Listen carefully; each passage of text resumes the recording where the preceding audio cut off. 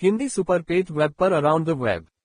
Formula जाने, online प्रतिदिन $100 की कमाई। Discover the formula, $100 daily earning. Online पैसा बनाए, मेक मनी। मैं अब दिव्य गुरुओं के संस्थान के प्रमुख का काम नहीं कर रहा हूँ। जो कोई भी चाहे वह ये काम कर सकता है। लिन शेन ने खुद को सोफे पर गिरा दिया, जिससे पूरी तरह से इस्तीफे का भाव प्रकट हुआ। मेरे छोटे प्रेमी, चिंता मत करो। मैं तुम्हें कैसे परेशान होने दे सकती हूँ। मैंने तुम्हारे लिए पहले से ही विशालकाय रिंग स्टार का हिस्सा तैयार कर लिया है। तियानजुन ने एक विस्तृत सूची निकाली और उसे लिन शेन को सौंप दिया। अपनी बाहें उसके गले में लपेटते हुए फुसफुसाया, मैं संसाधनों के साथ तुम्हारी मदद कर सकती हूँ, जिसमें ची परिवार और एन परिवार के संसाधन भी शामिल हैं। लेकिन आपको अभी भी इसे संभालना है और आप इसे आसानी से हल नहीं कर सकते। यह आपका अंतिम उपाय है। जब तक बिल्कुल जरूरी न हो, इस रास्ते पर न चले। तियानशुन डार्लिंग, तुम मेरे लिए बहुत अच्छे हो। मैं तुम्हारा बदला कैसे चुकाऊं? लिन शेन ने तियानशुन का मतलब समझ लिया। यदि वह इन संसाधनों को सीधे सौंप देता तो स्वर्गीय सम्राट को एहसास होता कि उसे कम की आवश्यकता है और अभी भी अधिक लूटने के लिए जगह होगी, इसलिए वह भविष्य में लिन शेन पर और अधिक दबाव डालेगा। चलो पहले इसे देख लेते हैं। तियानजुन लिन शेन के कंधे पर झुक गया और उसके साथ बिल के विवरण को देखने लगा। लिन शेन जितना ज्यादा पढ़ता गया, उतना ही ज्यादा हैरान होता गया। पहले तो उसका आभार सिर्फ विनम्र बयानबाजी तक सीमित था, लेकिन अब वह वाकई इस बात की सराहना कर सकता था कि तियानजुन ने उसके लिए कितना कुछ दिया है। उस 10% का मूल्य खगोलीय था, इतना विशाल कि लिन शेन शायद ही इसकी कल्पना कर सके। उसने अपने जीवन में कभी इतना पैसा नहीं देखा था। क्या तुम्हें हर बार इतना कुछ छोड़ना पड़ेगा? लिन शेन ने तियानशुन को अपनी ओर घुमाया और उसे अपनी बाहों में लेटने दिया। उसकी आवाज में भावनाएं थीं। हाँ सचमुच, तियानशुन ने आह भरी। इतना कुछ देने से क्या दूसरे लोग आपके लिए चीजें मुश्किल नहीं बना देंगे? लिन शेन ने आगे पूछा। पब फ्यूचर द्वारा विज्ञापन। मैं क्या कर सकती हूँ? चूंकि तुम मेरी प्यारी छोटी प्रेमिका हो, इसलिए तुम्हारे बजाय मेरे लिए मुश्किलें झेलना हमेशा बेहतर होता है। तियानजुन ने लिन शेन की गर्दन पर अपनी बाहें लपेटते हुए कोमलता से कहा। एक सुंदरी की कृपा को स्वीकार करना सबसे कठिन है। तियानशुन डार्लिंग, मैं तुम्हारा ऋण चुकाने में भी असमर्थ हूँ। लिन शेन को वास्तव में समझ नहीं आ रहा था कि क्या कहे। उसे लगा कि खुद को बेचने से भी इतना पैसा नहीं मिलेगा। क्या तुम अपने आप को मुझे समर्पित करना चाहते हो? तियानशुन ने चालाकी से पलकें झपकाईं। नहीं नहीं नहीं। लिन शेन ने जल्दी से अपना सिर हिलाया। खुद को बेचने से भी इतने पैसे नहीं मिलेंगे। तो तुम कह रही हो कि तुम मेरे साथ नहीं रहना चाहती? मुझे लगा कि तुम पहले से ही मेरी हो। लगता है मैं बहुत ज्यादा गुमान कर रही थी। तियानशुन ने अपना सिर नीचे किया। ऐसा लग रहा था कि वह बहुत निराश है। मेरा यह मतलब नहीं था। लिन शेन ने जल्दी से समझाने की कोशिश की। वह कुछ कहना चाहती थी, लेकिन इससे पहले कि वह अपनी बात पूरी कर पाता, तियानशुन की नाजुक उंगलियों ने उसके होठों को धीरे से बंद कर दिया। उसकी आंखें उसे फंसाने लगी, जिससे लिन शेन का दिल हुक में फंसी मछली की तरह फड़फड़ाने लगा। मेरे छोटे प्रेमी, ये याद रखो, महिलाएं अपना सिर नीचे झुकाती हैं, न कि आपको सांत्वना देने के लिए, बल्कि आपको ये दिखाने के लिए कि उन्होंने विरोध करना छोड़ दिया है। मेरे राजा, अब आप जीत का फल भोग सकते हैं। तियानजुन के उत्कृष्ट चेहरे और उसकी मोहक आंखों को देखकर और उसके मोहक शब्दों को सुनकर लिन शेन के दिल में ज्वलंत युवावस्था को अब रोका नहीं जा सका।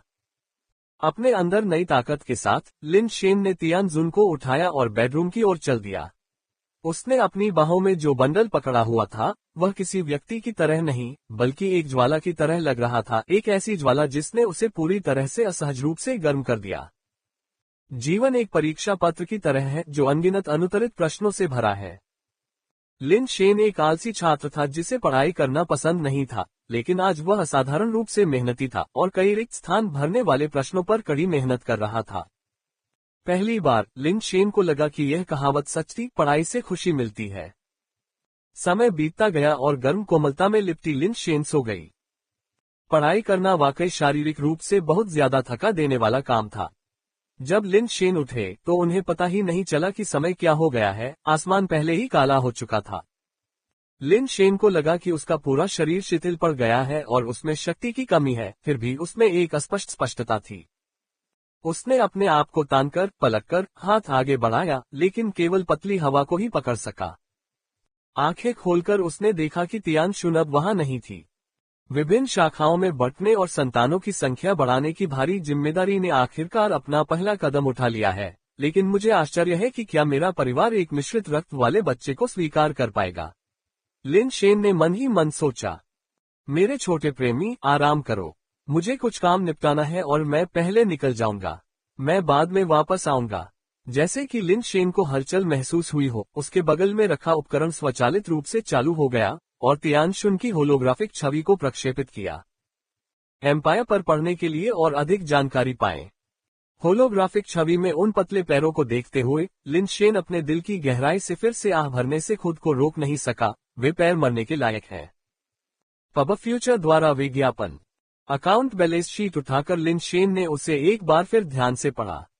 इतने सारे संसाधनों के साथ अगर तियानशुन भविष्य में लागतों को वहन करने जा रहा था, तो क्या वह वास्तव में एक रखेल नहीं बन जाएगा? इसके अलावा यह कोई स्थायी समाधान नहीं था। उसे अभी भी एन परिवार और ची परिवार दोनों से पैसे जुटाने का कोई रास्ता ढूंढना था। ये स्पष्ट रूप से एक आसान काम नहीं था। लिन शेन ने गहरी सोच में अपनी भौहें सिकोड़ ली। उसे समझ नहीं आ रहा था कि वह क्या सोच रहा था। थोड़ी देर और सोने के बाद जब दिन का उजाला हुआ तो लिन शेन कुछ खाना लेने के लिए भोजन कक्ष में गया और उसने देखा कि तियानशिन भी वहां मौजूद था। तुम अभी भी यहाँ क्यों हो? लिन शेन ने मान लिया था कि तियानशिन घर लौट आए हैं और उसे अभी भी जायंट रिंग स्टार पर देखकर आश्चर्य हुआ। तुम अभी तक घर के मुखिया भी नहीं हो। मुझे क्या करना है ये बताना तुम्हारा काम नहीं है। तियानशिन ने अपना सिर भी नहीं उठाया, जबकि उसने एक छोटे से सूप के चम्मच से एक पालतू स्टील पॉइजन मधुमक्खी को सावधानीपूर्वक खाना खिलाया। लिन शेन की नजर स्टील पॉइजन मधुमक्खी पर पड़ी और वह क्षण भर के लिए स्तब्ध रह गया तथा उसे इस मधुमक्खी की उत्पत्ति का स्मरण हो आया। यदि उसका अनुमान सही था तो ये स्टील जहरीली मधुमक्खी खजाने के संदूक में रखी गई होगी जब उसने उसमें से वस्तुएं निकाली थीं। लिन शेन का मानना था कि अंडे सेने पर तियानशिन को ये जानकर बहुत गुस्सा आएगा कि यह सिर्फ एक स्टील जहर वाली मधुमक्खी है। फिर भी ऐसा लग रहा था कि तियानशिन स्टील पॉइजन बी को ऐसे संभाल कर रखता था जैसे कि वह कोई खजाना हो, जिसने लिन शेन को हैरान कर दिया। तुमने ऐसा घटिया पालतू जानवर क्यों पाला? लिन शेन ने खाने की मेज पर बैठते हुए पूछा, मानो वह बेपरवाही से टिप्पणी कर रहा हो। बकवास पालतू, तुम्हें कुछ नहीं पता। कभी सादगी की ओर लौटने के बारे में सुना है? जानते हो भाग्य को चुनौती देने का क्या मतलब है? तियानशिन ने स्टील पॉइजन बी को अपने हाथों में सुरक्षित रखते हुए ठंडी सांस लेते हुए कहा, आज तुम इसे तुच्छ समझते हो, लेकिन भविष्य में तुम इसके लायक भी नहीं रहोगे। क्या ये पालतू जानवर वाकई इतना अच्छा है? मैं इसे नहीं देख सकता। यह मुझे एक मानक स्टील लेवल पालतू जानवर जैसा लगता है। जबकि लिन शेन ने खारिज करते हुए कहा, वह मन ही मन हैरान था, क्या हो रहा है? क्या ये हो सकता है कि मैंने जो स्टील पॉइजन भी वहां रखा है उसमें कुछ विशेष गुण है कि तियानशिन अपने मूर्ख भाग्य से एक रत्न पर ठोकर खाए? दूसरे विचार पर लिन शेन को यह असंभव लगा। भले ही यह एक उत्परिवर्तित मधुमक्खी थी, फिर भी यह सिर्फ एक स्टील लेवल उत्परिवर्तित पालतू जानवर होगा। आरोही के लिए इस तरह के उत्परिवर्तित पालतू जानवर की खेती करना सीधे उत्परिवर्तित आरोही पालतू जानवर प्राप्त करने जितना योग्य नहीं था। मैं तुम्हें सच बताने से नहीं डरता। ये जहरीली मधुमक्खी का पालतू जानवर वह खजाना है जो मुझे दायरे के राजा के खजाने से मिला है। क्या तुम्हें लगता है कि दायरे का राजा अपने खजाने में एक साधारण स्टील का पालतू जानवर रखेगा? ये केवल उसका दिखावा है ताकि दूसरों को इसके परिपक्व होने से पहले इसके चमत्कार को पहचानने से रोका जा सके। ये शानदार पेड़ हवा को अपनी ओर खींचता है। यह एक तरह का छलावरण है, सुरक्षा का एक रूप है, और एक बार जब ये बड़ा हो जाएगा तो निस्संदेह ये ब्रह्मांड में एक अद्वितीय सुपर पालतू जानवर होगा। तियानशिन ने पूरे आत्मविश्वास के साथ कहा। स्तब्ध लिन शेन काफी देर तक अवाक रहे, फिर अंत में उन्होंने अंगूठा दिखाया और कहा, मैं एक बेहतरीन पालतू जानवर के पालन पोषण में आपकी शीघ्र सफलता की कामना करता हूँ। NOLBIN.C ओम पैराडाइज द्वीप अन्य दिनों से कुछ अलग नहीं लग रहा था, संभवतः इसलिए क्योंकि तियानशुन जानबूझकर रात्रिभूत जनजाति को संतुष्ट करने का प्रयास कर रहा था। लिन शेन को नहीं पता था कि तियानशुन ने गुप्त रूप से क्या व्यवस्था की थी। उसने मूल योजना पर टिके रहने की योजना बनाई, या तो भूमि का प्रबंधन करने वाले N117 के पास जाना था या समुद्र का प्रबंधन करने वाले ची 118 के पास जाना था। विभिन्न संभावनाओं का विश्लेषण करने के बाद लिन शेन ने सबसे पहले ची 118 का दौरा करने का फैसला किया। लिन शेन ने कोन चुवान को अपने साथ ले लिया, लेकिन वेई वुफू को अपनी बड़ी बहन की रक्षा के लिए पीछे रहने के लिए कहा। अगर नाइट घोस्ट जनजाति ने ये जिन को बचाने के लिए अचानक हमला किया, तो वेई वुफू अपनी बहन की रक्षा के लिए वहां मौजूद होगा, उसे ज्यादा चिंता करने की जरूरत नहीं होगी। तियान शिन को पता था कि लिन शेन ची 118 जा रहा था और उसने उसके साथ जाने पर जोर दिया। आप तियान शुन के भतीजे हैं, क्या आपके लिए मेरे साथ इस मामले में शामिल होना अनुचित नहीं है? लिन शेन ने हिचकिचाते हुए कहा। इसमें अनुचित क्या है? मैं उनसे बहुत समय से नाराज हूँ। आप अपना काम निपटाएं, मैं शो का आनंद लेने के लिए वहां रहूंगा। तियान शिन ने उसके साथ चलने पर जोर दिया। लिन शेन ने इस पर विचार किया तथा पाया कि तियान शिन को साथ लेना लाभदायक होगा, शायद वह ची 118 के साथ बातचीत के दौरान कुछ उपयोगी हो सके। वे तीनों वांग हाईक्लिफ पर ची 118 के स्थान की ओर बढ़े। महल में पहुंचने पर उन्हें ची परिवार के पहरेदारों ने रोक दिया। वहां कौन जाता है? द्वार पर खड़े दिव्य रक्षक ने उन्हें ठंडी निगाह से देखते हुए पूछा। स्वर्गीय मास्टर संस्थान स्वर्गीय सम्राट के आदेश से विशालकाय रिंग स्टार का निरीक्षण करने के लिए। ची 118 कहाँ है?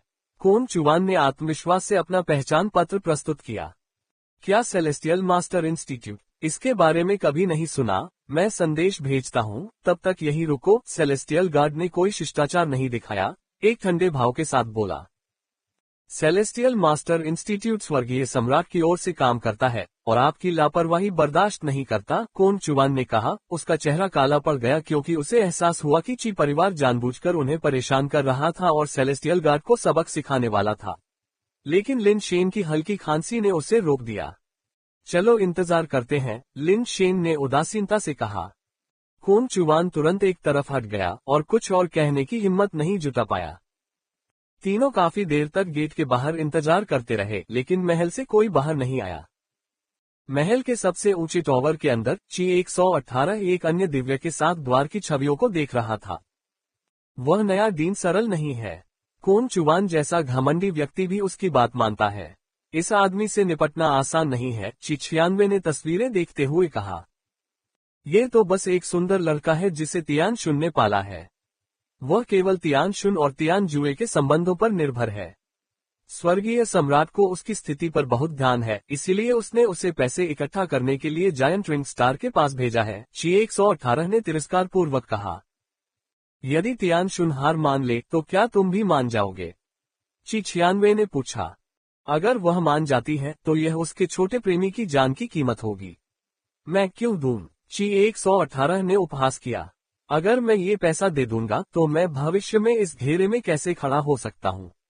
जो कोई भी देना चाहे दे सकता है। जहाँ तक मेरा सवाल है, मैं एक पैसा भी नहीं दूंगा।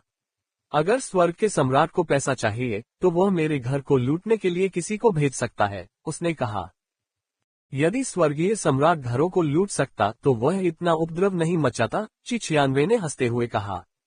कठोर बातें करना बंद करो, आखिरकार वे स्वर्गीय सम्राट का प्रतिनिधित्व करते हैं। जाओ और उनसे मिलो, देखते हैं कि वह क्या कहते हैं।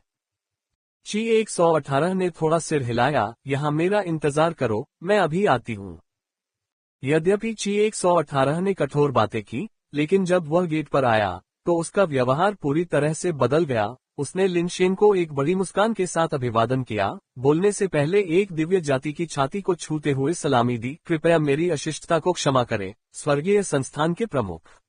एक जरूरी मामला था जिसे मुझे देखना था। मैं आपसे पहले मिलने नहीं आ सका, जो काफी अपमानजनक था। जब मैं पहली बार दिव्य गुरु से मिला था तो मुझे लगा था कि आपका स्वभाव सामान्य से अलग है और आप महानता के लिए किस्मत में हैं। अब लगता है कि मैं सही था। इतने कम समय में आपको भगवान स्वर्गीय सम्राट द्वारा सौंपा गया है और आप एक संस्थान के प्रमुख बन गए हैं। भगवान जी के पास ऐसी अंतर्दृष्टि है। आप निश्चित रूप से कोई साधारण व्यक्ति नहीं है, लिन शेन ने मुस्कुराते हुए जवाब दिया। ऐसा लग रहा था कि वह बाहर लंबे इंतजार से परेशान नहीं था। साम्राज्य के नए अध्यायों का आनंद लें। हाँ, स्वर्गीय संस्थान के प्रमुख वास्तव में असाधारण हैं। कृपया अंदर आइए, ची 118 ने कहा। पहले तो वह अचंभित रह गई, फिर लिन शेन की प्रतिक्रिया सुनकर जोर से हंसने लगी। लिन शेन और उनके दो साथियों को सम्मेलन कक्ष में ले जाने के बाद ची 118 ने जानबूझकर और सहजता से ऐसा किया, क्योंकि उन्होंने स्वयं सम्मान की सीट ली और तीनों अतिथियों के लिए बगल की अतिथि सीटों पर बैठने की व्यवस्था की। प्रोटोकॉल के अनुसार स्वर्गीय सम्राट की ओर से चारों दिशाओं का निरीक्षण करने वाले दिव्य गुरु संस्थान के प्रतिनिधि के रूप में लिन शेन को सम्मान की सीट पर बैठना चाहिए था, न कि ची 118 को, जो एकमात्र विषय था। स्वयं सम्मान की सीट पर कब्जा करके वह लिन शेन को ये बताना चाहता था कि दिव्य मास्टर संस्थान और स्वर्गीय सम्राट का अधिकार उसके क्षेत्र में कोई प्रभाव नहीं रखता है और लिन शेन को कोई गुप्त उद्देश्य नहीं रखना चाहिए। कोन चुवान के चेहरे पर अजीब भाव आ गया, लेकिन लिन शेन को इसकी परवाह नहीं थी और वह अपनी सीट पर बैठ गया।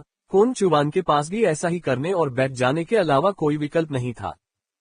चूंकि स्वर्गीय संस्थान के प्रमुख मेरे घर आए हैं, इसलिए इसे अपना घर ही समझिए। औपचारिकताओं की कोई आवश्यकता नहीं है। मैं बाद में आपके लिए ची परिवार के आतिथ्य का अनुभव कराने की व्यवस्था करूंगी, ची 118 ने सहज भाव से कहा। चूंकि लॉर्ड ची ने इसे इस तरह से रखा है, इसलिए मैं औपचारिकता पर खड़ा नहीं होऊंगा।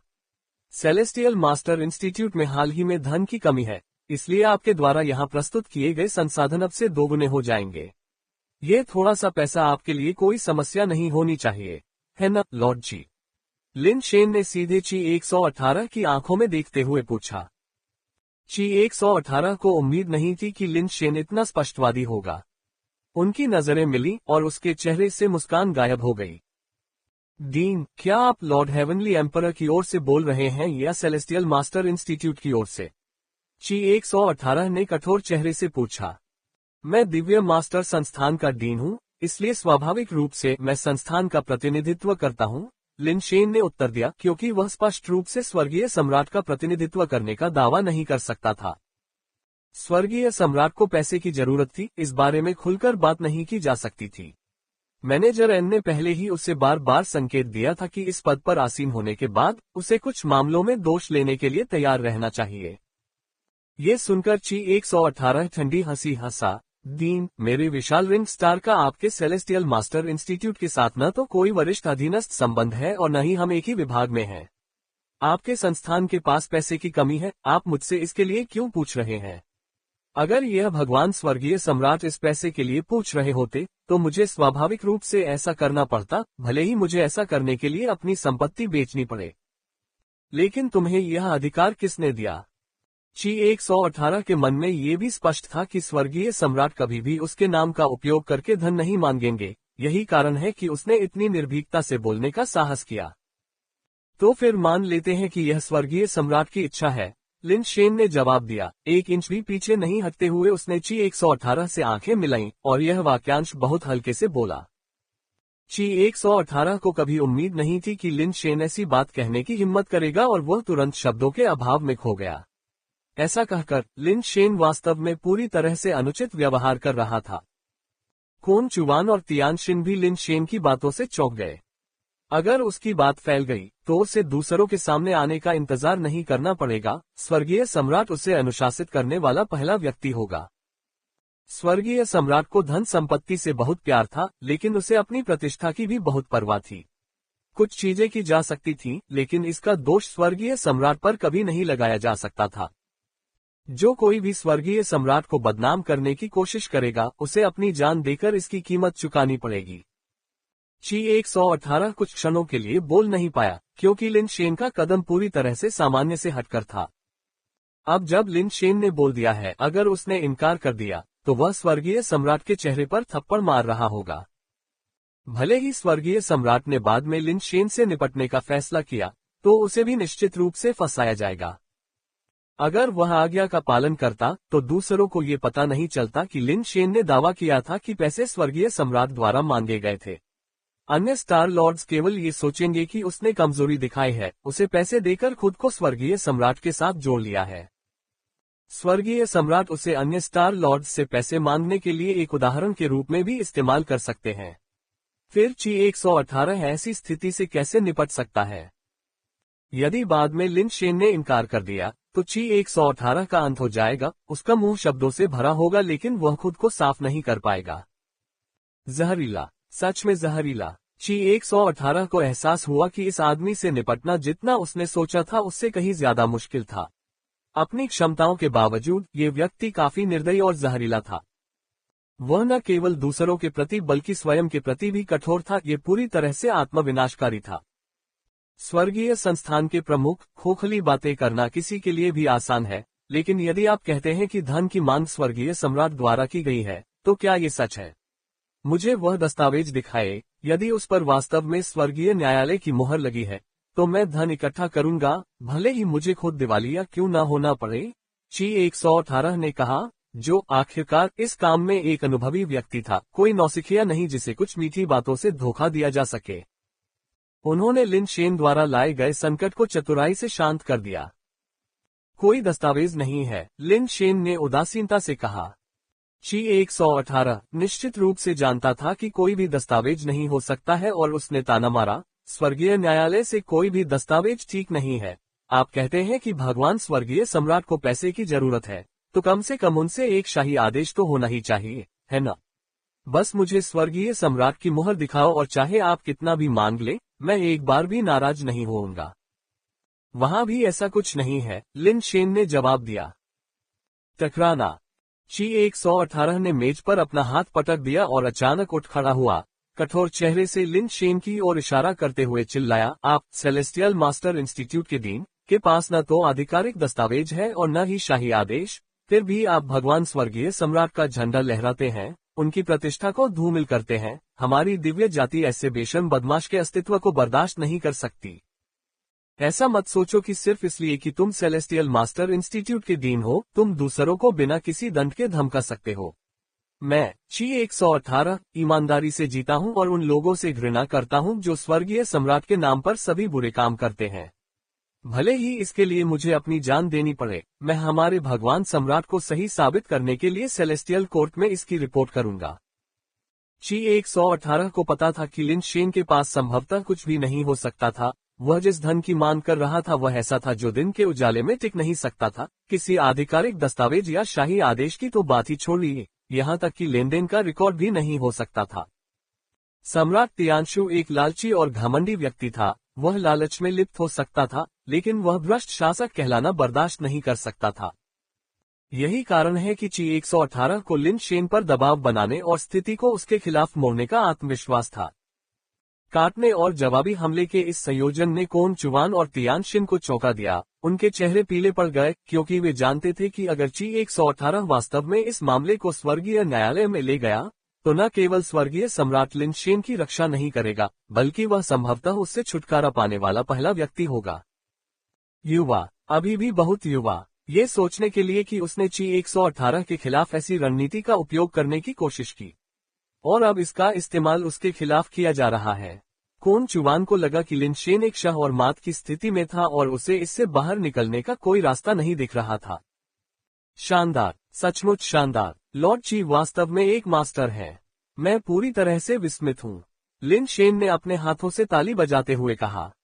स्वर्गीय संस्थान के प्रमुख, अब आप चाहे जो भी कहें, ये बेकार है। मैं ची इस चाल से प्रभावित नहीं होऊंगा। मैं हमारे सम्राट के नाम को साफ करने के लिए स्वर्गीय न्यायालय को इसकी सूचना दूंगा। आप अब जा सकते हैं, ची 118 ने दृढ़ निश्चय के साथ कहा और बड़ी गरिमा के साथ विदा होने के लिए खड़ा हुआ। कोन चुवान और तियानशिन ने एक दूसरे को देखा। उन्हें समझ में नहीं आ रहा था कि इस समय क्या करें। हालांकि लिन शेन बिल्कुल भी घबराया नहीं और एक बैकहैंड इशारे के साथ उसने एक पंखा बुलाया, जो तुरंत कई प्रकाश तलवारों में बदल गया, जो पूरे कमरे में बिखर गया। स्वर्गीय संस्थान के प्रमुख, क्या आप लड़ने का इरादा रखते हैं? ची 118 ने लिन शेन को ठंडे भाव से देखते हुए वहीं रुककर कहा। उनके विचार में लिन शेन पहले से ही तर्कहीन रूप से क्रोधित हो चुका था, और लिन शेन जितना अधिक तर्कहीन होता उसके लिए उतना ही बेहतर होता। एक तर्कहीन व्यक्ति अधिक गलतियां करेगा, जिससे उसे लिन शेन को नियंत्रित करने के लिए अधिक शक्तियां मिलेंगी, जिससे लिन शेन के लिए मरना मुश्किल हो जाएगा, भले ही वह चाहे। इसके अलावा अगर लड़ाई की नौबत आती है तो वह लिन शेन एक आरोही से क्यों डरेगा? यहाँ तक कि अगर कोन चुवान ने हस्तक्षेप किया तो उसके पास आकस्मिक व्यवस्थाएं थीं। इसके अलावा उसे विश्वास नहीं था कि कोन चुवान इतना तर्कहीन होगा कि नियमों को तोड़ देगा। लिन शेन एक गुस्सैल नौजवान जल्दबाजी में काम करने की हिम्मत कर सकता है, लेकिन कोन चुवान को इस मूर्खता में शामिल होने से बेहतर पता होना चाहिए। लिन शेन ने अपना हाथ लहराया, प्रकाश तलवारें कमरे में उड़ गईं, लेकिन उन्होंने ची 118 पर हमला नहीं किया। इसके बजाय उन्होंने कमरे के भीतर कुछ वस्तुओं को नष्ट कर दिया। उन वस्तुओं को नष्ट करने के बाद प्रकाश तलवारें लिन शेन के हाथ में वापस आ गईं, एक फोल्डिंग फैन के रूप में वापस आ गईं, चमक बिना किसी निशान के गायब हो गई। ची 118 के चेहरे पर थोड़ा बदलाव आया, उसे एहसास हुआ कि लिन शेन ने जो सामान नष्ट किया था वे कमरे के निगरानी उपकरण थे, जिन्हें उसने लिन शेन के खिलाफ जवाबी कार्रवाई के तौर पर रखा था। लिन शेन सभी निगरानी उपकरणों को, चाहे वे छिपे हुए हों या दिखाई देने वाले, सटीक रूप से पहचानने में सक्षम था, जिसके कारण ची 118 को आश्चर्य हुआ कि क्या उसके रैंक में कोई जासूस है, अन्यथा लिन शेन को सभी निगरानी उपकरणों का स्थान कैसे पता चला होगा। ची 118 ठंडे भाव से कुछ कहने वाला था, लेकिन लिन शेन ने उसे पहले ही रोक दिया।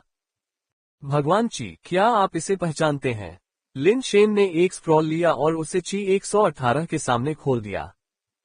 ची 118 ने उस पर ध्यान केंद्रित किया और एक दिव्य का चित्र देखा। यह स्वर्गीय सम्राट का स्वचित्र है। ची 118 बिना किसी अच्छे कारण के अपने स्थान पर नहीं पहुंचा था। यद्यपि चित्र में दिव्य सम्राट तियांशु से काफी मिलता जुलता नहीं था, फिर भी चित्र की शैली, उस पर सुलेख और मुहरें उसके लिए कलाकार को पहचानने के लिए पर्याप्त थी। भगवान ची के पास एक विवेकशील नजर है, लिन शेन ने प्रशंसा की। ची 118 को तुरंत समझ में आ गया कि लिन शेन का क्या मतलब था और उसने व्यंग्यात्मक लहजे में कहा, तुम्हें लगता है कि तुम मुझ पर दबाव डालने के लिए इसका इस्तेमाल कर सकते हो। मैं तुम्हें बता दूं, तुम गलत हो। जब तक तुम्हारे पास स्वर्गीय सम्राट का शाही फरमान या दिव्य न्यायालय का कोई आधिकारिक दस्तावेज नहीं होगा, तब तक तुम जो कुछ भी लाओगे उसका कोई फायदा नहीं होगा। लॉर्ड शी, मेरा कभी भी आप पर दबाव डालने का इरादा नहीं था, लिन शेन ने अपने सेल्फ पोर्ट्रेट के किनारों को पकड़ते हुए कहा। मैं आपको इसके बारे में सोचने के लिए 10 सेकंड का समय देता हूँ। मुझे पैसे दो और मैं चला जाऊंगा। अगर तुम नहीं दोगे तो मैं इसे अभी फाड़ दूंगा। जैसे ही उसने यह बात कही, लिन शेन ने उल्टी गिनती शुरू कर दी। मुझे इस बात की परवाह क्यों करनी चाहिए कि तुम भगवान स्वर्गीय सम्राट के स्वचित्र को नष्ट कर दोगे। ची 118 ने शुरू में सोचा कि लिन शेन ने अपना दिमाग खो दिया है। चित्र को फाड़ना उसका काम नहीं था, लेकिन जैसे ही उसने बात की, उसका रंग बदल गया। तुम मुझे फंसाने की कोशिश कर रहे हो। ची 118 को लगा जैसे उसके फेफड़े गुस्से से फटने वाले हैं। उसे एहसास हुआ कि लिन शेन क्या योजना बना रहा था। 10। लिन शेन बिना हिले डुले बस उल्टी गिनती शुरू कर दी। क्या तुम्हें लगता है कि कोई तुम पर विश्वास करेगा? 9। उन्होंने तर्क दिया, जब आप अपना स्वचित्र फाड़ देते हैं तो इससे आपको क्या लाभ होता है? यदि वे आप पर विश्वास भी कर लें, तो भी आपको चीजों को ठीक से न संभालने और महामहिम के चित्र को नुकसान पहुंचाने के लिए दंडित किया जाएगा। 8। तुम इतने बेशर्म नहीं हो सकते। ची 118 क्रोधित और क्रोधित दोनों थी। ये स्पष्ट था कि लिन शेन का इरादा उसे फंसाने का था। अगर लिन शेन ने यहाँ आत्मचित्र को फाड़ दिया, तो वह दावा कर सकता था कि ची 118 ने ही इसे फाड़ा था। ची 118 ये भी कल्पना कर सकती थी कि लिन शेन स्वर्गीय सम्राट से क्या कहेगा। लिन शेन निश्चित रूप से कहेंगे कि वह स्वर्गीय सम्राट ची 118 के स्वचित्र को उनके पास लाया था और पैसे मांग रहा था, और न केवल ची 118 ने भुगतान करने से इनकार कर दिया, बल्कि उसने अहंकारपूर्वक चित्र को नष्ट भी कर दिया। ची 118 के दिमाग में अनगिनत विश्वासघाती आरोप घूमने लगे जो लिन शेन उसके खिलाफ लगा सकता था।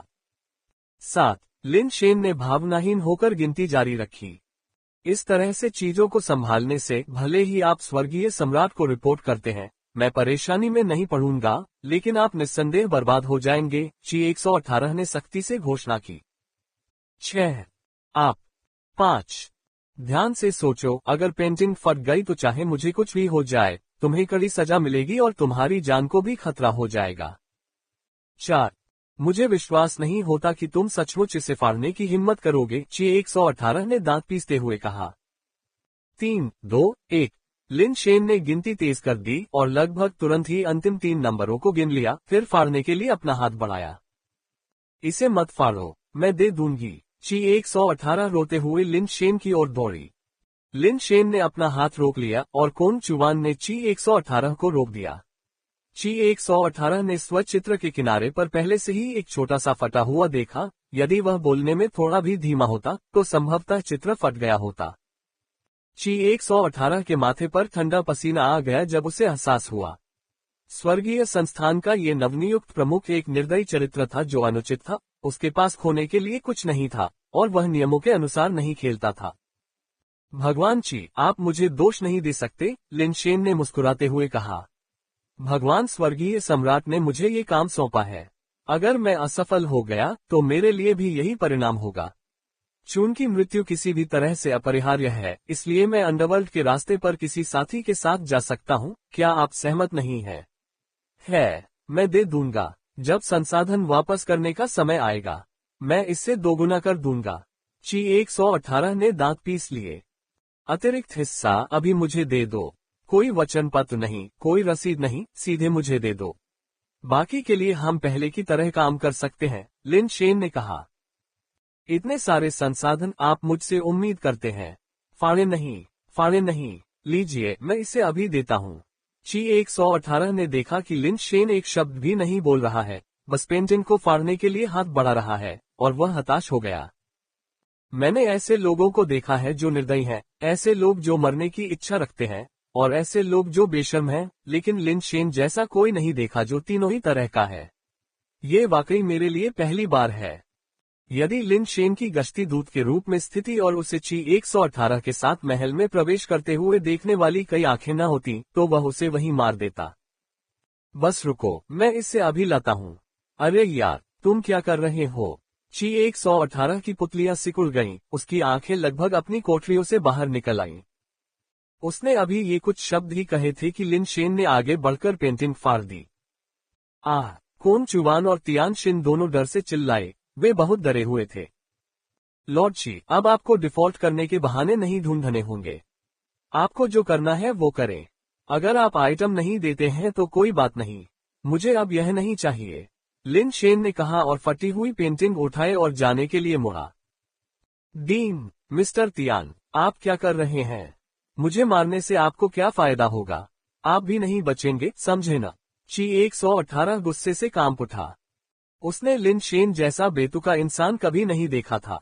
एक गलत शब्द और लिन शेन ने बहस करने की भी जहमत नहीं उठाई, उसने बस पेंटिंग फाड़ दी। कौन ऐसे खेलता है? आप क्षतिपूर्ति का भुगतान करते समय और क्षेत्र सौंपते समय भी बातचीत कर सकते हैं, तो फिर इसे क्यों तोड़ दिया जाए? मुझे पता है, वैसे भी मैंने कभी जिंदा वापस लौटने की योजना नहीं बनाई थी। हर कोई इस समय सेलेस्टियल मास्टर इंस्टीट्यूट की स्थिति जानता है और मैं भी इसे जानता हूँ। मैं अपनी क्षमताओं को जानता हूँ। मैं डीन बनने के योग्य नहीं हूँ, फिर भी मेरे पास डीन बनने के अलावा कोई विकल्प नहीं है। ये भगवान स्वर्गीय सम्राट की कृपा है, मैं इसके बारे में कुछ नहीं कह सकता। चलो बस मर जाते हैं, लेकिन संतुष्टि के साथ मरते हैं। जो कोई भी मुझे संतुष्ट होकर मरने नहीं देगा, मैं सुनिश्चित करूंगा कि वे असंतुष्ट रहें। लिन शेन ने ची 118 को देखते हुए मजाक करते हुए कहा, तुम्हें खेलना पसंद है न?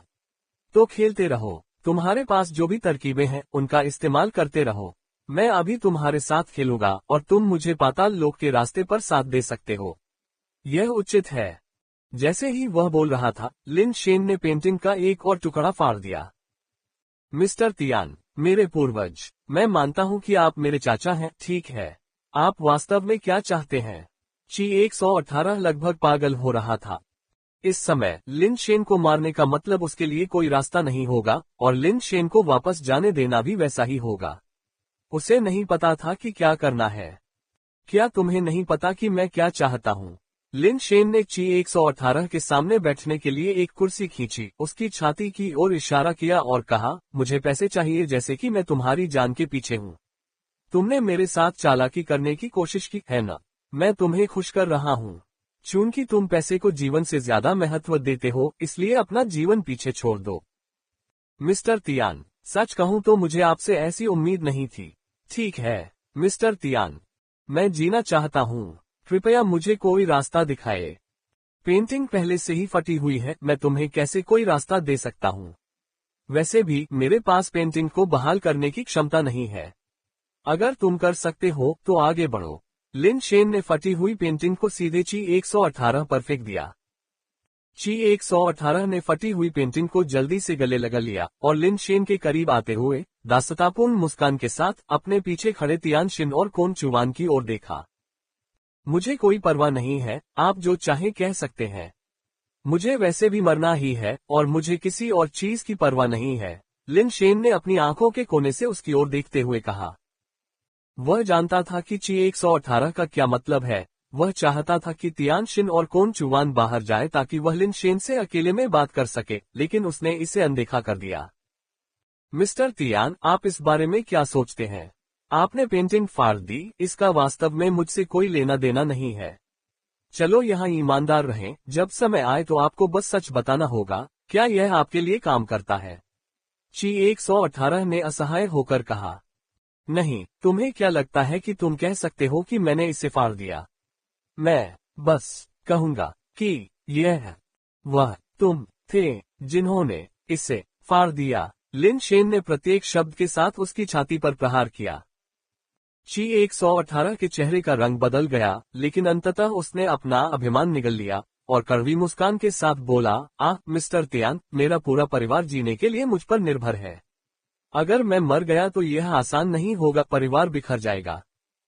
इससे मेरा क्या लेना देना है?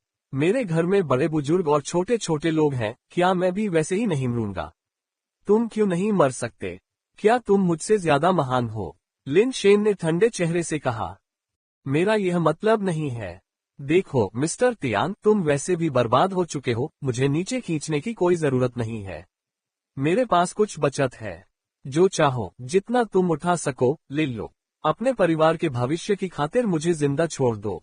ची 118 को खुद भी घृणा महसूस हुई, लेकिन उसके जीवन से ज्यादा महत्वपूर्ण कुछ नहीं था। ये काम करता है।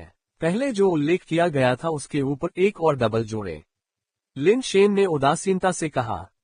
ची 118 की आंखें बाहर निकल आईं। वह लिन शेन को कोसना चाहता था, लेकिन अंत में वह केवल कड़वी मुस्कान के साथ कह सका, मिस्टर तियान, आप बहुत अधिक कीमत मांग रहे हैं। बहुत ज्यादा। मैं इसके लिए अपनी जान दे रहा हूँ। अगर मैं स्वर्गीय सम्राट का हिस्सा नहीं देता तो क्या वह मेरे परिवार को जीवित रहने देगा?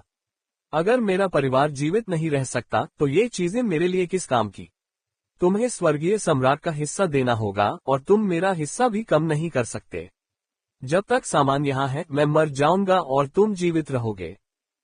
यदि नहीं तो आप अपने दम पर हैं, लिन शेन ने कहा और वह जाने के लिए उठ खड़ा हुआ।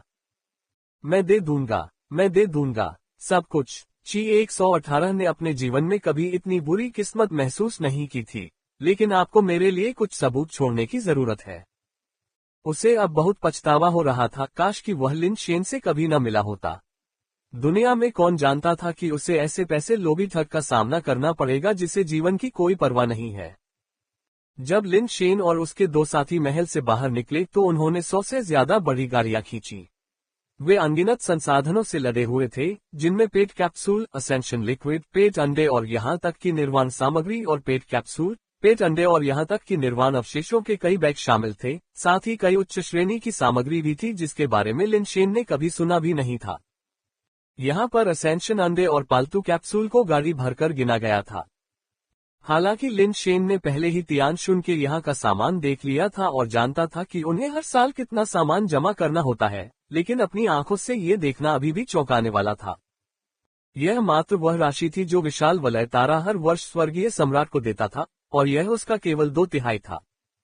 इन सभी संसाधनों से एक आरोही की छोटी सेना या कई निर्वाण प्राणियों का निर्माण किया जा सकता था, और स्वर्गीय सम्राट के लिए यह उसके मनोरंजन व्यय का एक छोटा सा हिस्सा मात्र था। दिव्य जाति के नाम से जाने जाने वाले ऐसे ग्रहों के साथ ये समझ से परे था कि स्वर्गीय सम्राट को प्रत्येक वर्ष कितने संसाधन प्राप्त होते थे।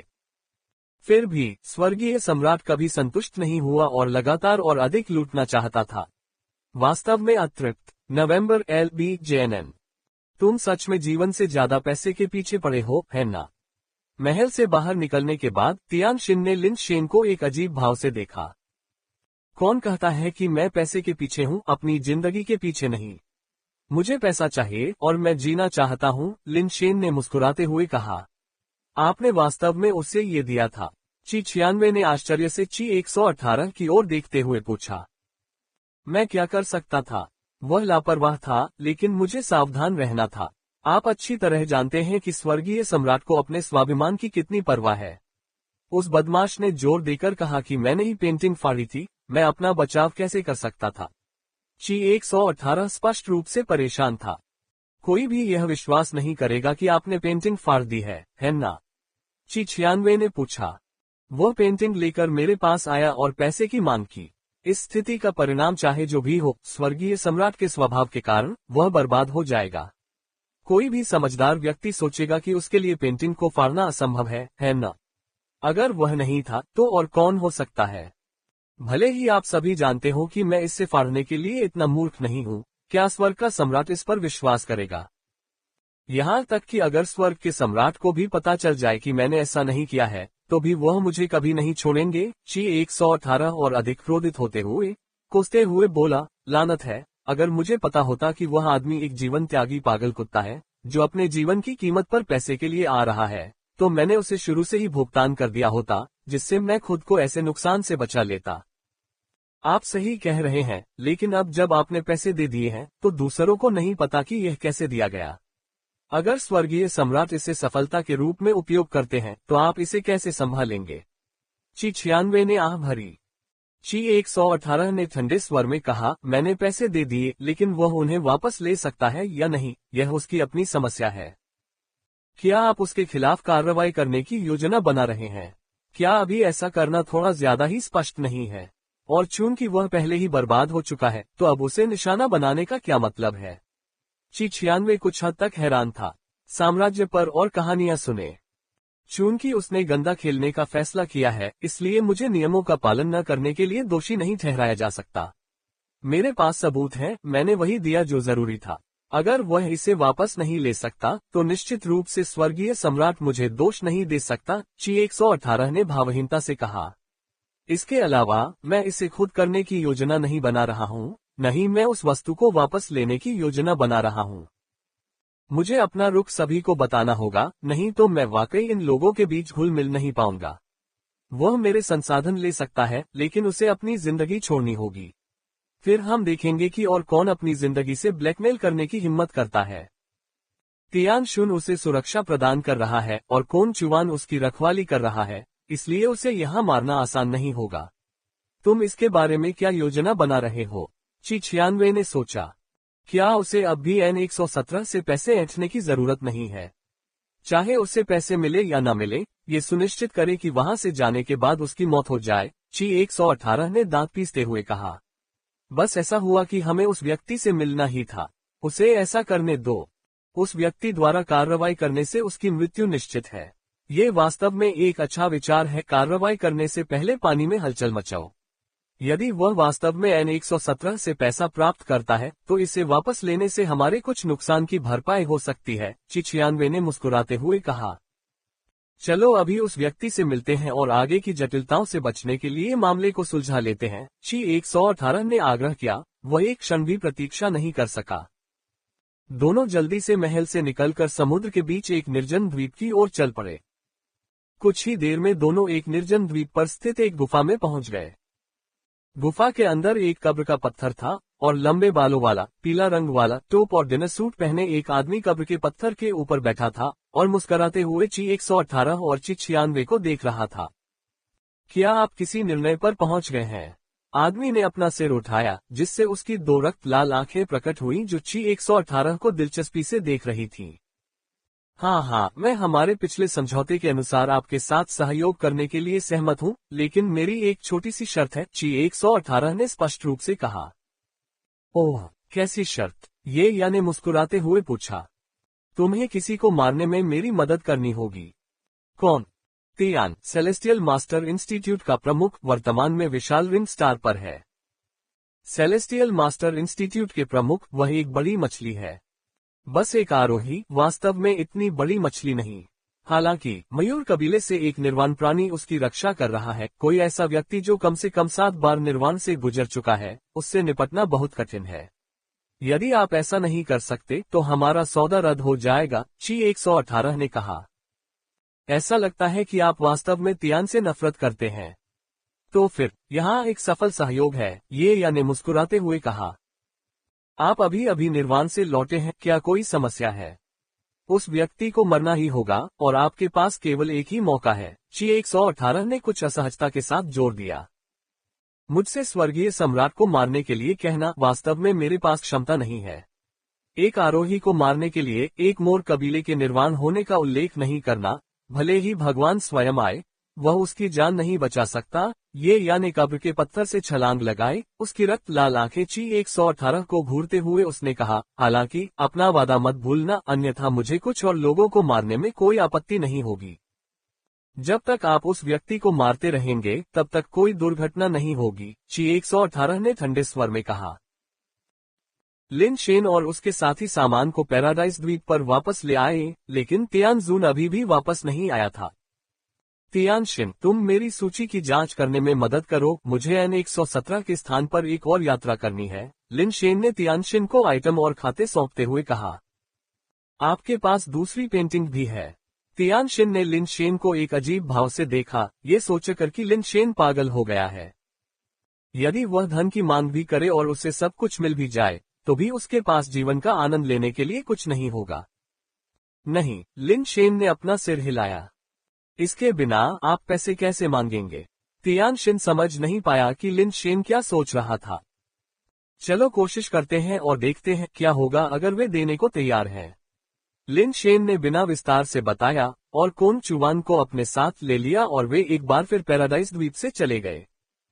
इस बार तियानशिन ने पीछा करने पर जोर नहीं दिया। अब उसे इस बात का पछतावा हो रहा था कि वह ऋण वसूलने के लिए लिन शेन के साथ ची 118 के पास गया था। लिन शेन का अनुसरण करते हुए उसे संदेह होने लगा कि क्या उसका दिल बहुत अच्छा नहीं है, हमेशा बीमार पड़ने का खतरा बना रहता है। वह वास्तव में इस तरह की चीजों में ज्यादा शामिल नहीं होना चाहता था, क्योंकि उसे डर था कि कहीं वह बिना जाने ही मर न जाए। कोन चुवान लिन शेन के पीछे पीछे एन परिवार के पास गया, जो काफी जटिल लग रहा था। उसने पहले ही दिन की घटनाओं को स्वर्गीय संगिनी को संदेश के रूप में भेज दिया था और उसके जवाब का इंतजार कर रहा था। उनके विचार में लिन शेन एक पागल आदमी था। केवल एक पागल आदमी ही ऐसी चीजें कर सकता है और केवल एक पागल आदमी ही अपने जीवन के प्रति लापरवाह होगा। स्वर्गीय संगिनी ने कोन चुवान का संदेश पढ़ा। पहली बार पढ़ते ही उसका चेहरा आश्चर्य से भर गया। उसने लिन शेन को स्वर्गीय सम्राट का एक स्वचित्र दिया था। उसने कभी उम्मीद नहीं की थी कि लिन शेन इसका इस तरह से उपयोग करेंगे, न ही उसने सोचा था कि लिन शेन इसे फाड़ने की हिम्मत करेंगे। स्वर्गीय संगिनी के मन में एक क्षण के लिए यह विचार आया कि क्या लिन शेन द्वारा फाड़ा गया स्वचित्र नकली था, जो उसने स्वयं बनाया था।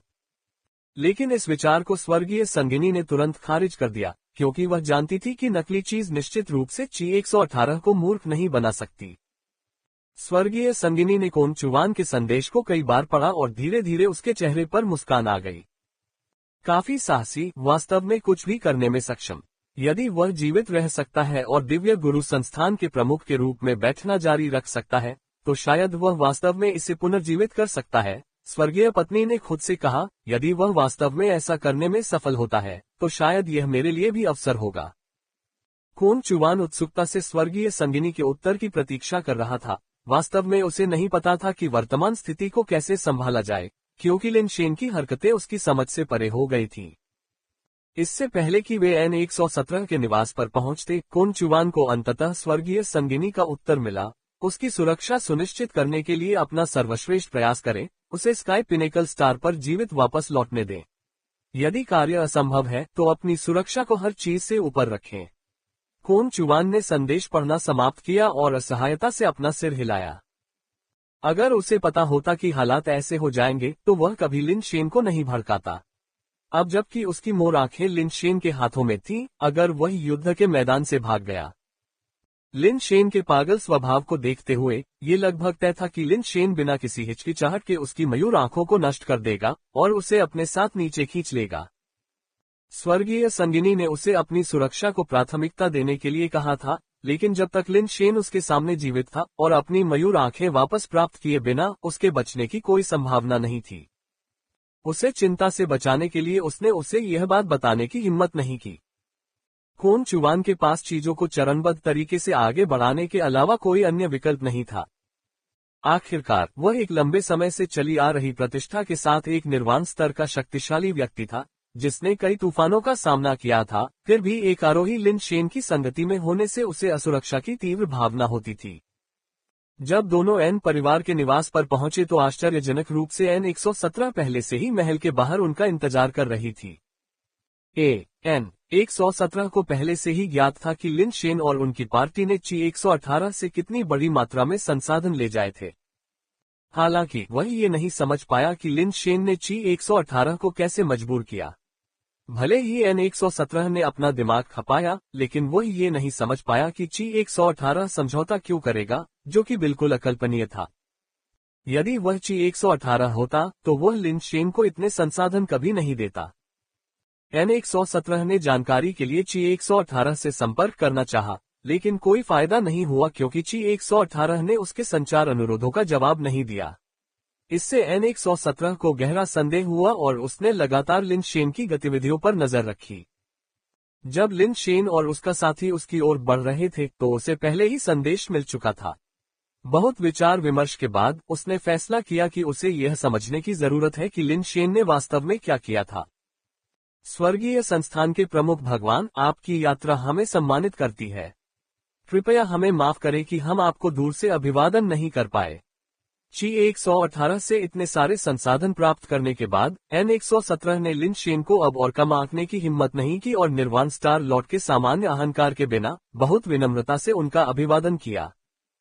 कोन चुवान ने एक अजीब भाव से देखा, क्योंकि उसने कभी भी निर्वाण स्तर पर दिव्य जाति के किसी सदस्य को अन्य जातियों के निम्न वर्ग के सदस्य के प्रति ऐसा शिष्टाचार प्रदर्शित करते नहीं देखा था। आप बहुत दयालु हैं, लॉर्ड एन। ये सिर्फ एक छोटा सा प्रतीक है, कोई बड़ा सम्मान नहीं, लिन शेन ने कहा जब वह एन 117 के पास गया और उसे एक उपहार बॉक्स दिया। आप ही दयालु हैं, लॉर्ड चीफ। कृपया अंदर आइए। एन 117 ने उपहार बॉक्स स्वीकार करते हुए तुरंत उसे अपने प्रबंधक को सौंप दिया। वह बेहद सतर्क था और उसने खुद बॉक्स खोलने की हिम्मत नहीं की। उसे डर था कि वह लिन शेन की किसी योजना का शिकार न हो जाए।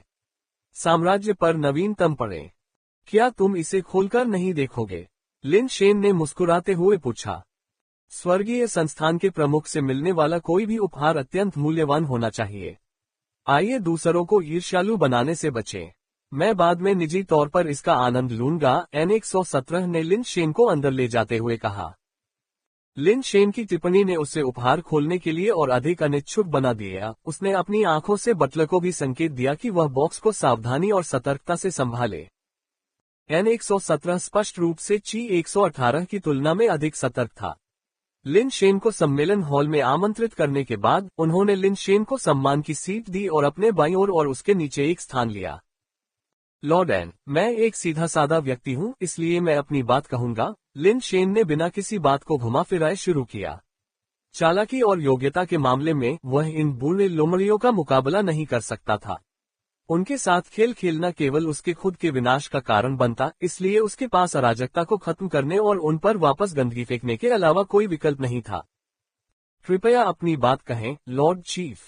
मैं भी एक सीधा साधा व्यक्ति हूं और ऐसे अन्य लोगों की सराहना करता हूं, एन 117 ने मुस्कुराते हुए जवाब दिया। यह अच्छी बात है, लिन शेन ने सिर हिलाया और आगे कहा, इस बार आत्मसमर्पण किए जाने वाले संसाधनों को दोगुना करना होगा। पिछला हिस्सा सामान्य प्रक्रिया का पालन करेगा, लेकिन अतिरिक्त राशि मैं आज अपने साथ ले जाऊंगा। मैं सेलेस्टियल मास्टर इंस्टीट्यूट की ओर से एक IOU लिख सकता हूं ताकि यह प्रमाणित हो सके कि ये आइटम हमारे द्वारा लिए गए थे। अगर लॉर्ड एन को कोई आपत्ति नहीं है तो आप उन्हें अभी तैयार कर सकते हैं। लिन शेन ने अपनी घड़ी पर नजर डाली और कहा, ये दोपहर के भोजन का समय है, इसलिए मुझे आपको कुछ खाना तैयार करने के लिए परेशान करना होगा, लॉर्ड एन।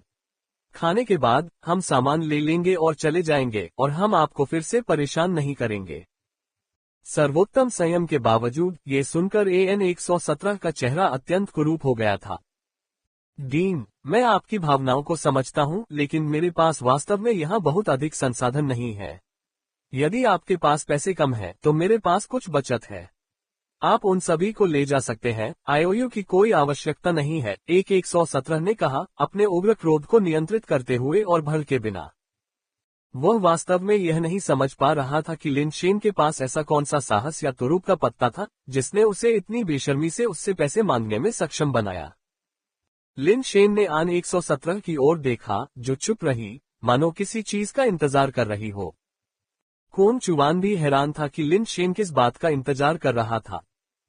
एन 117 को कुछ समझ में आया, लेकिन इससे पहले कि वह कुछ कर पाता, बटलर एक बक्सा लेकर दौड़ता हुआ आया और एन 117 से फुसफुसाने लगा। 117 का चेहरा पल पल और भी बदसूरत होता गया और उसने बॉक्स छीन लिया और उसे लिन शेन की ओर धकेल दिया। डीन, आपका उपहार मेरे लिए स्वीकार करने के लिए बहुत बड़ा है, कृपया इसे वापस ले लो। लिन शेन को गुस्सा नहीं आया, बल्कि उसने बॉक्स लिया, उसे खोला और उसमें से स्वर्गीय सम्राट का स्वच्छ चित्र निकाला, जो कई टुकड़ों में फटा हुआ था, और उदासीनता से कहा, भगवान एन, मैंने आपको उनका स्वच्छ चित्र भेंट करके भगवान स्वर्गीय सम्राट का प्रतिनिधित्व किया है। यह एक बहुत बड़ा सम्मान है, और यदि आप इसे स्वीकार नहीं करना चाहते हैं तो ये ठीक है, लेकिन आप महामहिम के स्वच्छ चित्र को कैसे फाड़ सकते हैं? बेशर्म, सचमुच बेशर्म। कोन चुवान हतप्रभ खड़ा रहा, उसने पहले कभी किसी को इतना बेशर्म और सच को तोड़ मरोड़ कर पेश करने में इतना माहिर नहीं देखा था। डीन, कृपया झूठे वादे न करें। बक्से की सामग्री वैसे ही बरकरार है जैसी पहले थी, 117 ने गुस्से से फटते हुए कहा। भगवान एन मजाक कर रहे होंगे, मैंने आपको एक पूरी पेंटिंग दी थी।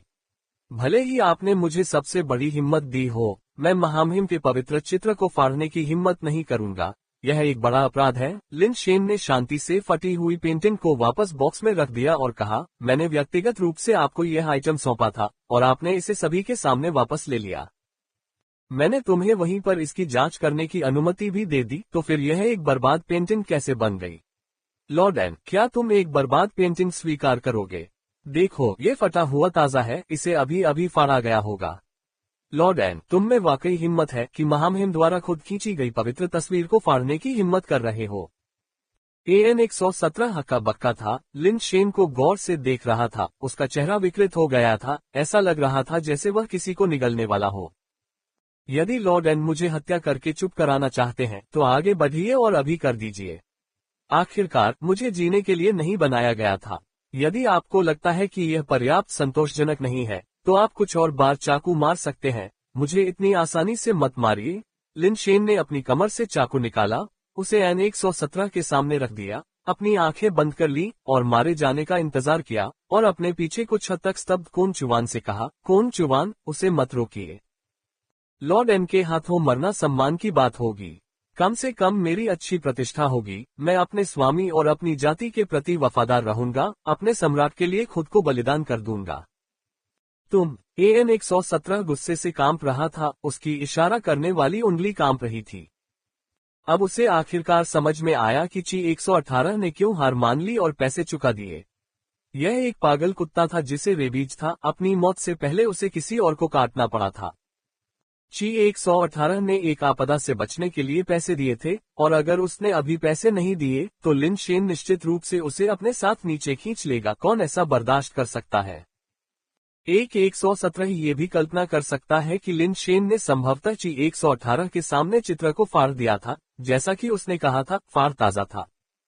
एक विचार ये था कि उस समय ची 118 की अभिव्यक्ति बहुत दिलचस्प रही होगी, लेकिन दूसरी ओर ची 118 से उसके लिए गवाही प्राप्त करना निश्चित रूप से असंभव होगा। ठीक है, मैं दे दूंगा। 117 को ऐसा महसूस हुआ जैसे उसने जबरदस्ती कोई घिनौनी चीज निगल ली हो, एक अवर्णनीय रूप से भयानक एहसास।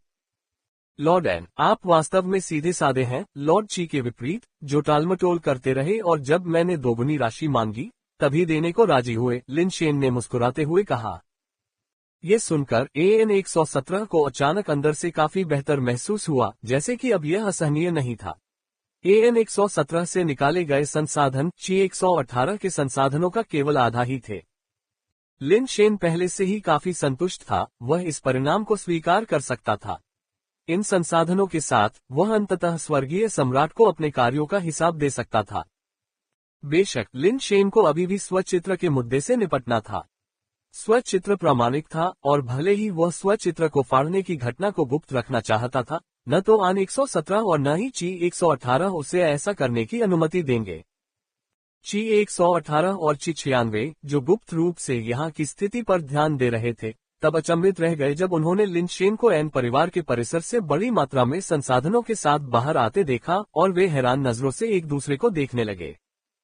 उसने वाकई ऐसा किया। ची 96 ने अजीब भाव से कहा, अगर यह पागल कुत्ता सच में सेलेस्टियल मास्टर्स इंस्टीट्यूट के प्रमुख का पद हासिल करने में कामयाब हो जाता है और इसे पुनर्जीवित कर देता है, तो ये हमारे कबीले के लिए वाकई दुर्भाग्य की बात होगी। शुक्र है, चाहे कुछ भी हो, वह लंबे समय तक जीवित नहीं रहेगा, अन्यथा हमें कभी भी मानसिक शांति नहीं मिलेगी।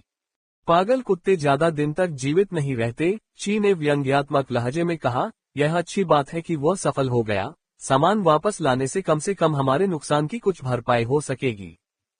ये या को जल्द ही कदम उठाना चाहिए। ची 96 ने सिर हिलाया, उन्हें विश्वास नहीं था कि लिन शेन ये या के साथ मुठभेड़ में बच पाएगा। लिन शेन और कोन चुवान आसमान में आपूर्ति को ले जा रहे थे। आपूर्ति वाहन ट्रेन के डिब्बों की तरह एक साथ बंधे हुए थे, जिन्हें कई आरोही स्तर के पालतू जानवरों द्वारा बेतहाशा खींचा जा रहा था। स्टार बेल्ट क्षेत्र में प्रवेश करने के बाद वे पैराडाइस आइलैंड की ओर बढ़ गए। आपका अगला लेक एम्पायर पर आपका इंतजार कर रहा है। एक हैंगिंग आइलैंड को पार करते हुए लिन शेन ने आसपास के वातावरण को देखा और अचानक उस हैंगिंग आइलैंड की एक पहाड़ी चोटी पर एक व्यक्ति को खड़ा देखा, जो काले रंग का सूट पहने हुए था और उसके पास एक कब्र का पत्थर खड़ा था। लिन शेन का चेहरा तुरंत बदल गया। हाँ, वह यहाँ क्या कर रहा है? क्या वह मेरे लिए आ रहा है? एक विचार के साथ लिन शेन पीछे की ओर उड़ गया और कोन चुवान के पीछे छिप गया और कहा, उस व्यक्ति पर नजर रखो। कोन चुवान ने पहले ही उस व्यक्ति को देख लिया था और वह उसे गौर से देख रहा था।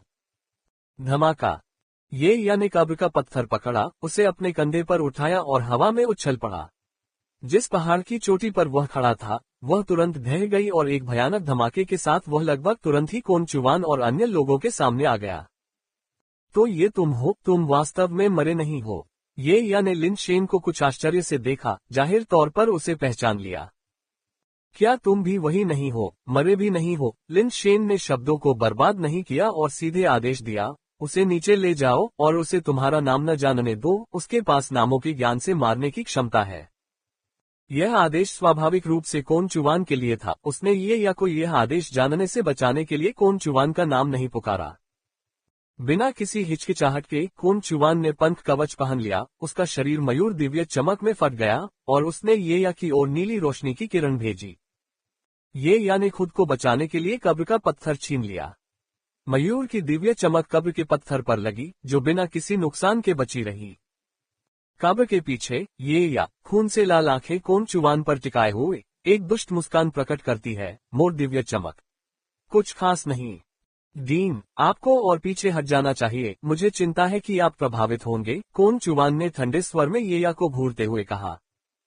लिन शेन को बताने की जरूरत नहीं थी, उसने पहले ही पंख कवच पहन लिया था और आपूर्ति की परवाह किए बिना तेजी से दूर जा रहा था।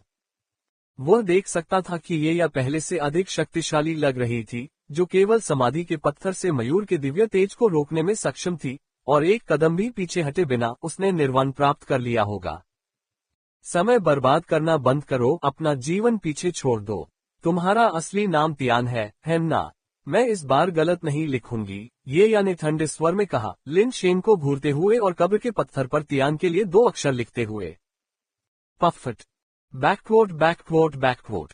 लिन शेन, जो उड़ रहा था, ने अचानक महसूस किया कि उसके भीतर खून उबल रहा है, और उसके दिल को ऐसा लगा जैसे किसी ने उसे बुरी तरह से पकड़ लिया हो और निचोड़ दिया हो, जिससे उसके मुंह से अनजाने में खून निकल आया। ये कैसे हो सकता है? तियान मेरा असली नाम नहीं है। यह अभी भी मुझे कैसे प्रभावित कर सकता है? लिन शेन भयभीत था और उसने जल्दी से अपने सुपर बेस फॉर्म को सक्रिय कर दिया। उसके शरीर पर कवच एक शानदार रोशनी चमक रहा था। ये या थोड़ा लड़खड़ाया, फिर गुस्से की एक चमक फूट पड़ी। अरे, एक और झूठा नाम, तुम्हारे पास कितने हैं? अगर यह उसका असली नाम होता तो लिन शेन को मार दिया जाना चाहिए था। ये तथ्य कि वह चोट के बावजूद मरा नहीं था, ये दर्शाता है कि उसने जो नाम इस्तेमाल किया था वह अभी भी झूठा था। हालांकि चूंकि उसने इसे कुछ समय के लिए इस्तेमाल किया था, इसलिए उस नाम ने लिन शेन के साथ एक कार्य कारण संबंध विकसित कर लिया था, इसलिए इसका अभी भी कुछ प्रभाव था, बस इतना मजबूत नहीं था कि लिन शेन को मार सके। कोन चुवान ने देखा कि लिन शेन काफी पीछे हट गया है, और फिर उसने ब्लू पीकॉक लाइफ बेस को बुलाया। ब्लू पीकॉक ने अपने पंख हवा में फैलाए, एक अजीब नीली रोशनी बिखेरी, जिससे आसपास का वातावरण नीला हो गया और ये या के शरीर को अपने में समेट लिया। रोशनी में कैद ये या की आकृति तुरंत अपनी जगह पर जम गई। कोन चुवान ने ठंडी सांस ली और स्थिर ये या की ओर नीली रोशनी का एक और विस्फोट भेजा। नीली किरण ने एक क्षण में ये या के सिर पर प्रहार किया, जिससे उसका शरीर पीछे की ओर उड़ गया और उसके हाथ में समाधि का पत्थर छूट गया। ये या के माथे पर खून का निशान दिखाई दिया, उसकी आंखें उभरी हुई थीं और वह लगातार पीछे की ओर झुक रहा था। कोन चुवान ने कोई दया नहीं दिखाई, वह बार बार प्रहार करता रहा, जबकि नीली किरणें ये या के शरीर पर बरस रही थीं। लेकिन अगले ही पल काले क्रिस्टल पंखों ने ये या के शरीर को ढक लिया और उन काले पंखों पर ताजे खून का रंग दौड़ रहा था, मानो वे खून से सने हों। धमाका धमाका। नीली रोशनी ये या पर लगातार प्रहार करती रही, उसे बार बार पीछे धकेलती रही, जब तक कि अंततः वह एक लटकते द्वीप से टकराकर उसे पूरी तरह से चकनाचूर नहीं कर दिया। कोन चुवान लगातार उसका पीछा कर रहा था। ब्लू पीकॉक लाइफ बेस ये या का पीछा कर रहा था। नीले प्रभामंडल ने ये या के शरीर को जकड़ लिया, जिससे वह हिलने में असमर्थ हो गया। जब ये या का शरीर हैंगिंग आइलैंड को तोड़कर वापस बाहर आया, तो कोन चुवान को ये देखकर आश्चर्य हुआ कि उसके खून से सने पंख कवच पर एक खरोंच तक नहीं आई, जिससे उसके चेहरे के हाव भाव थोड़े बदल गए। कोन चुवान के पीछे एक मोर की पूंछ जैसा दृश्य चमकते पंखों के फटने में प्रकट हुआ और पंखों के भीतर से मोर की आंखों से नीली रोशनी की किरणें निकल रही थीं, जो ये या के हृदय की ओर बढ़ने से पहले एक बिंदु पर एकत्रित हो गईं। जैसे ही नीली रोशनी ये या के दिल को भेदने वाली थी, ये या जो शुरू में नीले मोर के प्रभामंडल से स्थिर थी, अचानक कांप उठी। अगले ही पल ये या के शरीर से रक्त लाल रोशनी निकली, जो खून की लौ की तरह बेतहाशा जल रही थी। नीली रोशनी की ओर एक हाथ बढ़ाए जाने पर रक्त रंग की लपटें नीली रोशनी से सीधे टकराईं। NOLBIN.CO। धमाका। नीली रोशनी और खून की लपटों के टकराव से एक भयानक विस्फोट हुआ। विस्फोट में आसपास के हैंगिंग द्वीप नष्ट हो गए, जिससे स्टार बेल्ट में एक विशाल निर्वात क्षेत्र बन गया। विस्फोट के बाद लिन शेन ने दूर से देखा कि कोन चुवान और ये या हवा में खड़े थे। उस आखिरी वार से ऐसा लगा कि दोनों बराबरी पर थे। तुम्हारे पास कुछ कौशल हैं, जो मेरे हाथों मरने के योग्य हैं, ये या ने संकुचित आंखों से कहा, एक दुष्ट भूत की तरह कोन चुवान को घूरते हुए। कोन चुवान गंभीर दिख रहा था, उसकी निगाहें पूरी तरह से ये या पर केंद्रित थी और उसने अपने हाथ से इशारा किया, जिससे मयूर जीवन आधार उसकी ओर उड़ने लगा। जिस क्षण मोर का सिर उसकी उंगलियों से स्पर्श हुआ, वह नीले पंखों से भरे आकाश में बदल गया, जो उसके शरीर से चिपक गए। मोर पंखों की आड़ में कोन चुवान के शरीर का कवच और भी अधिक भव्य हो गया, उसकी पीठ पर वास्तविक मोर पंख उभर आए। प्रज्ञा कालन, असीम बुद्ध प्रकाश। कोन चुवान के पंख उसके पीछे फैल गए और उन पर संसार के मोतियों की तरह नीली रोशनी वाली आंखें दिखाई देने लगीं, जो दिव्य चमक के साथ नीले सूर्यों की तरह खिल रही थीं। प्रकाश की चमक के नीचे चारों ओर सब कुछ जम गया था, मानो समय रुक गया हो। विस्फोटक अशांति, हैंगिंग आइलैंड के टूटे हुए टुकड़े और हवा में बिना हिले डुले लटके हुए अनगिनत पत्थर एक भयावह किंतु अद्भुत दृश्य प्रस्तुत कर रहे थे।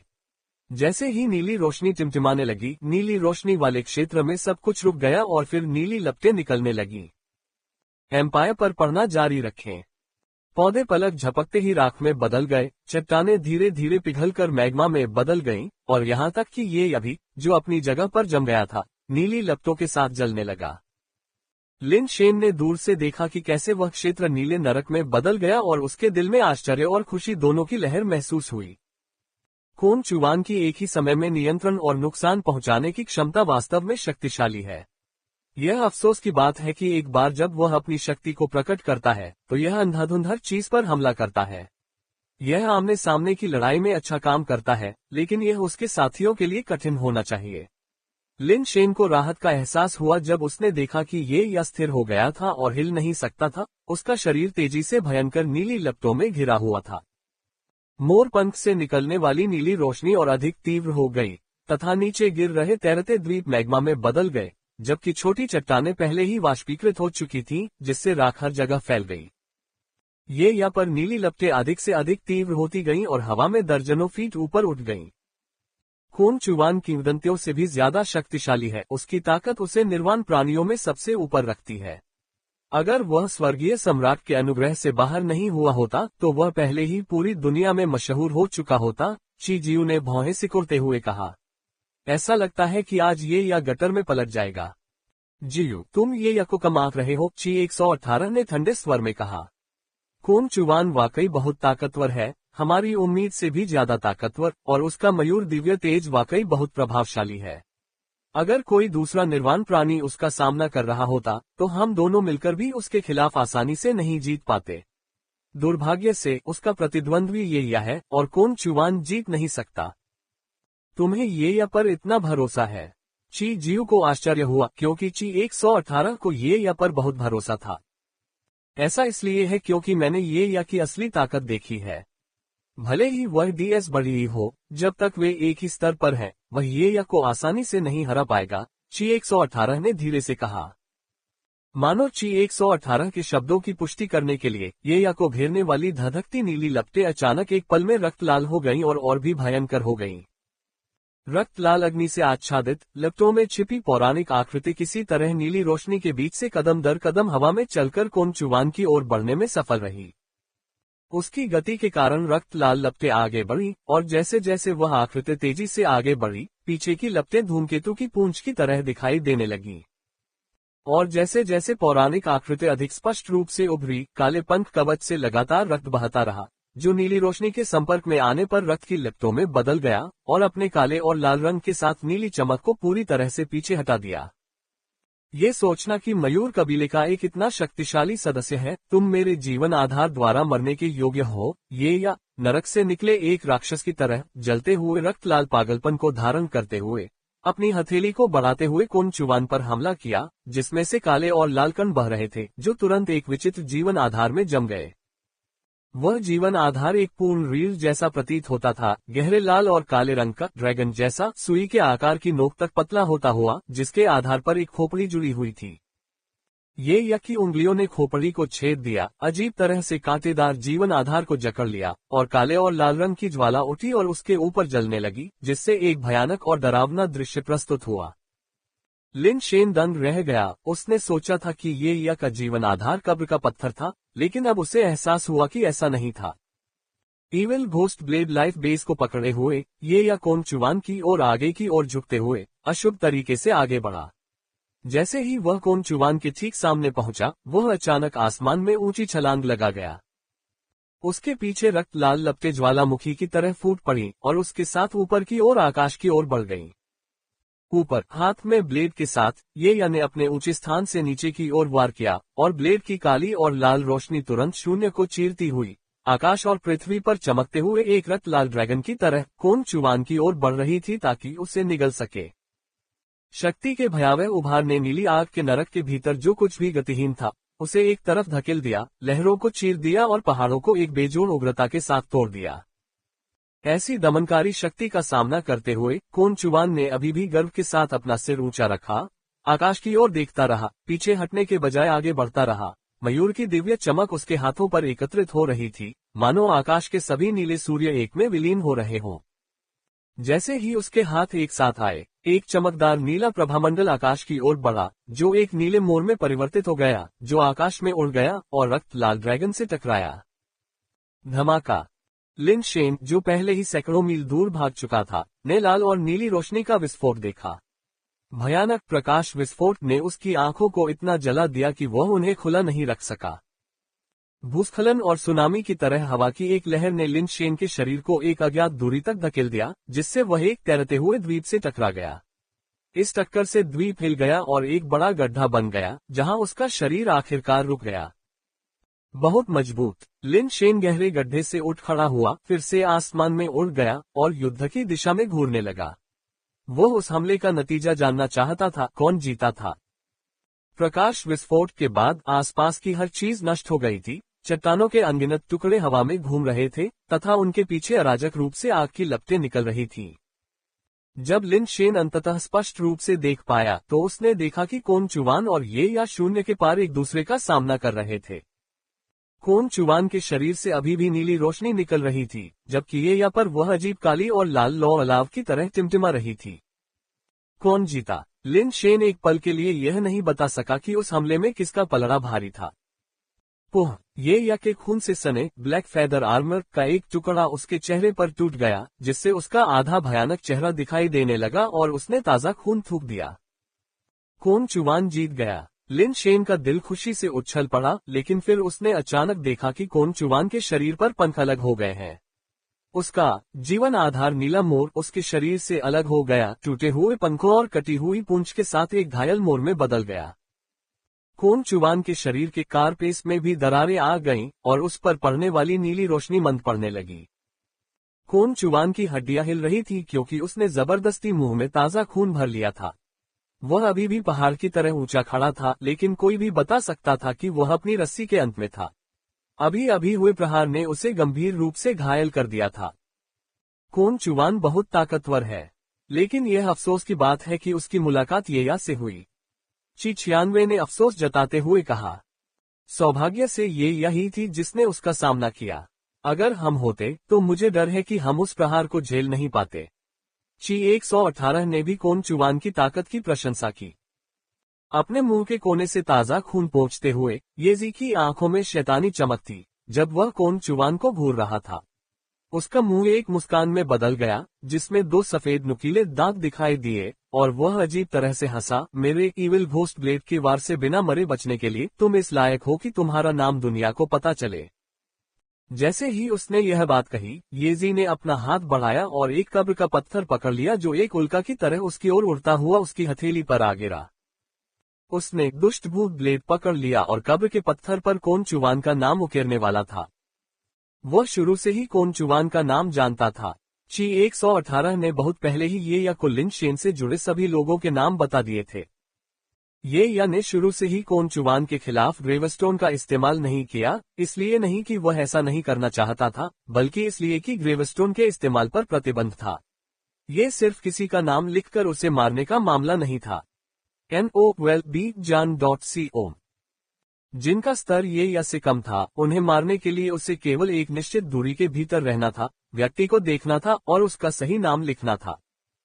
लेकिन जिनकी ताकत ये या से ज्यादा कमजोर नहीं थी या जो उससे ज्यादा मजबूत थे, भले ही ये या ने उनका असली नाम लिख दिया तो भी यह जरूरी नहीं कि उन्हें मार दिया जाए, और यहाँ तक कि प्रतिक्रिया की संभावना भी थी।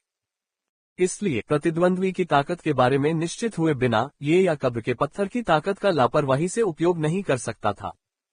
अब जबकि कोन चुवान को भारी क्षति हुई थी और ये या पहले ही अपनी चोटों से उबर चुका था, यहाँ तक कि उसका क्षतिग्रस्त रक्तपंख कवच भी अपनी सही स्थिति में आ गया था। एक जोक होता है वह दूसरे को मिलता है। अब जब ये या कोन चुवान का नाम लिख रहा है तो बहुत अच्छा मौका है कि वह उसे मार सकता है। कोन चुवान, क्या तुम अभी भी लड़ सकते हो? कोन चुवान के पीछे से अचानक एक आवाज आए। ये या थोड़ा चौंक गई जब उसने देखा कि लिन शेन जो भाग गया था वास्तव में वापस उड़कर कोन चुवान के पीछे खड़ा हो गया। मैं कर सकता हूँ। कोन चुवान ने ठंडे भाव से ये या को देखा। बिना अपना सिर घुमाए उसने कहा और एक बार फिर अपना हाथ बढ़ाया, जिससे खंडित नीला मयूर जीवन आधार फिर से उसके शरीर से जुड़ गया। भयावह नीली चमक एक बार फिर बढ़ गई। तो फिर से चले। लिन शेन ने अपना फोल्डिंग पंखा खोला और धीरे से ये या की ओर हिलाया।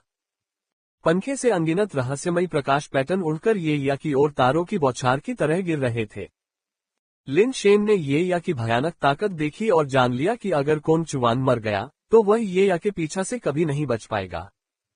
तियान शुन पैराडाइज आइलैंड पर नहीं है, भले ही वह वापस द्वीप पर भाग जाए। उसे डर था कि कोई भी ये या का मुकाबला नहीं कर पाएगा। यहाँ से पैराडाइज आइलैंड की लंबी दूरी की बात तो छोड़ ही दीजिए, शायद उसे कभी वापस भागने का मौका न मिले और फिर उसे विशाल रिंग स्टार को छोड़ना पड़ेगा।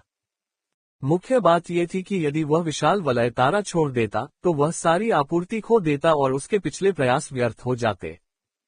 यदि आप मौत की तलाश में हैं तो मैं आपको पहले अपने रास्ते पर भेजूंगा। ये या ने रहस्यमय प्रकाश पैटर्न को अनदेखा करते हुए अपने शरीर से काले लाल चमक को उठने दिया और सीधे भयावह काले लाल चमक को बाहर निकाल दिया। एक ड्रैगन की तरह लिन शेन की ओर बढ़ गया। साम्राज्य पर अपनी गाथा जारी रखें। रहस्यमय प्रकाश पैटर्न काले लाल चमक पर गिरे और भयानक रूप से ये या के शरीर पर निशान बनाते हुए प्रवेश कर गए। एक पल में काली लाल चमक और ब्लेड की आभा जो ये या ने घुमाई थी काफी हद तक सिकुड़ गई। कोन चुवान के शरीर पर नीली रोशनी खिल उठी और हाथों को मिलाकर उसने नीली रोशनी की एक स्वर्गीय किरण को मारा जो एक मोर का आकार ले रही थी और एक बार फिर इविल घोस्ट ब्लेड की शक्ति से टकरा गई।